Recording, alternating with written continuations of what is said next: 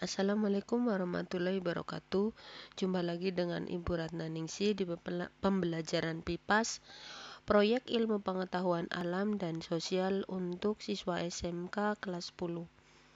Pada kesempatan kali ini, Ibu akan memberikan tugas proyek dengan menggunakan metode pemisahan campuran untuk mendapatkan air bersih. Caranya sangat mudah dan bahannya juga sangat murah.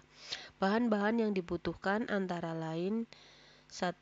Serabut kelapa, yang kedua pasir, yang ketiga kerikil, yang keempat arang aktif, dan yang kelima botol bekas air kemasan ukuran 1 liter. Untuk petunjuknya adalah sebagai berikut. 1. Susun bahan-bahan tersebut dan temukan susunan terbaik untuk mendapatkan air paling jernih. Buatlah laporan hasil percobaanmu dengan teliti. Yang kedua, percobaan minimal dilaksanakan 3 kali. Yang ketiga, dokumentasikan setiap kegiatan, baik melalui video ataupun foto. Yang keempat, buat laporan percobaan. Yang kelima, kirimkan video atau foto percobaan ke Classroom PIPAS. Untuk format laporan, itu Ibu minta formatnya sebagai berikut.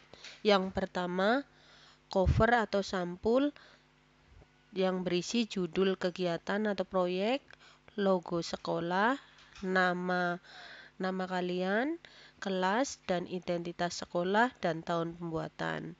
Ini berikan contoh laporan proyek ilmu pengetahuan alam sosial.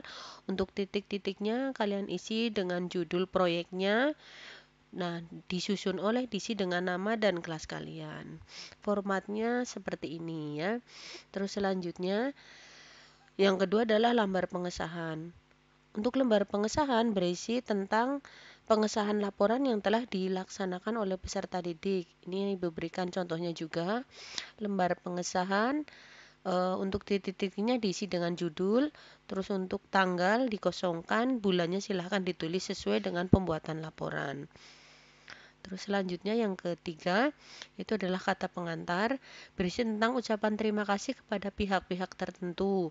Contohnya ini Ibu berikan juga kata pengantar, terus diberikan untuk titik-titik itu diisi dengan judul, dan tak lupa kami ucapkan terima kasih, silakan kalian tuliskan kepada siapa saja mau berterima kasih. Untuk selanjutnya, yang keempat yaitu bab 1 pendahuluan, berisi tentang latar belakang, berisi tentang penjelasan alasan mengapa mengambil topik atau tema percobaan. Yang B, tujuannya, berisi tentang penjelasan tujuan-tujuan yang diharapkan dari topik atau tema percobaan. Yang C, manfaat, berisi tentang penjelasan manfaat-manfaat yang diharapkan dari topik atau tema percobaan. Yang kelima, bab 2 yaitu tinjauan pustaka. Tinjauan pustaka berisi tentang materi yang mendasari topik atau tema percobaan. Misalnya kita ambil contoh tema penjernihan air. Untuk tinjauan pustaka kita dapat memasukkan materi tentang yang pertama air, yang mencakup kualitas air, jenis-jenis air, dan lain sebagainya. Terus kemudian yang kedua adalah materi tentang pemisahan campuran. Silakan kalian tinggal memasukkan materi tentang filtrasi, destilasi, sublimasi, dan lain-lain. Selanjutnya, bab yang ketiga yaitu metode penelitian. Metode penelitian itu berisi tentang yang pertama alat dan bahan.